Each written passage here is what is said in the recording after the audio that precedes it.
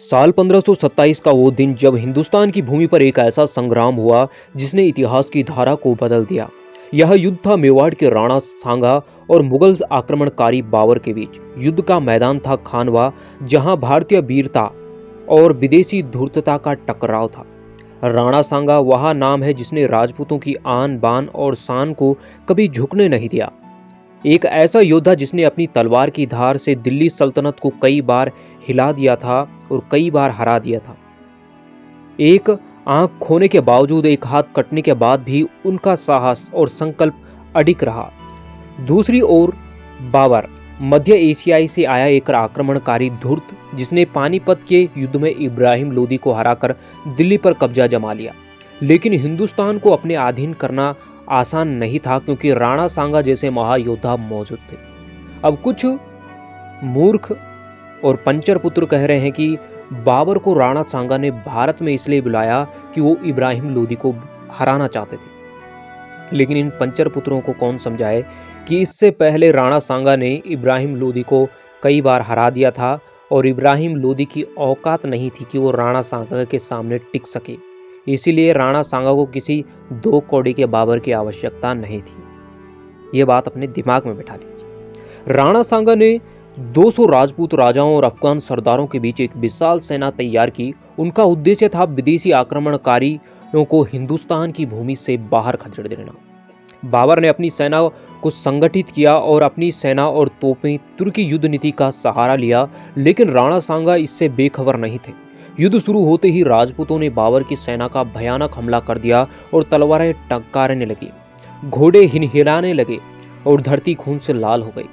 राणा सांगा स्वयं युद्ध भूमि में कूद पड़े और उनके वार इतने प्रचंड थे कि बाबर की सेना में भगदड़ मच गया।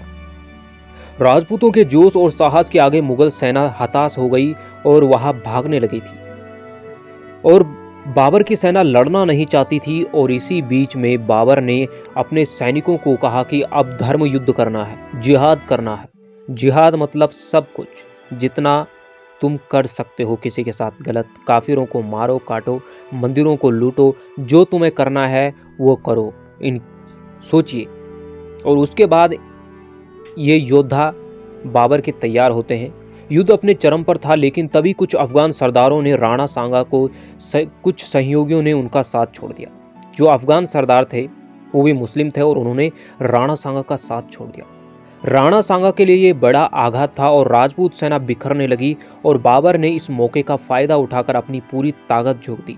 राणा सांगा घायल होकर युद्ध भूमि में लड़ रहे थे, लेकिन वह बेहोश हो चुके थे। कुछ सैनिकों ने उन्हें युद्ध भूमि से बाहर ले जाया, सुरक्षित स्थान पर ले जाया। जब राणा सांगा को होश आता है तो उन्हें पता चलता है कि वह युद्ध हार चुके हैं। लेकिन राणा सांगा प्रतिज्ञा करते हैं कि वह बाबर से इसका बदला लेंगे और उसको इस भूमि से उठाकर बाहर फेंकेंगे। उन्होंने अपना प्रतिज्ञा ली और अब कुछ सरदार उनसे नाखुश थे और चाहते नहीं थे कि वह बाबर से लड़े। इसीलिए उन्होंने राणा सांगा जी को जहर खिलाकर एक वीर योद्धा को धोखे से सुला दिया। सोचिए, अगर राणा सांगा जी को जहर ना दिया जाता तो सोचिए बाबर की क्या औकात थी इस देश में रखने की। हर समय अगर किसी वीर योद्धा को हराया गया है तो उसे कायरता और इन भिखारियों ने षड्यंत्र रचा है। तो दोस्तों, फिर मिलेंगे ऐसे वीडियो के साथ। तब तक के लिए जय श्री राम, जय जय हनुमान।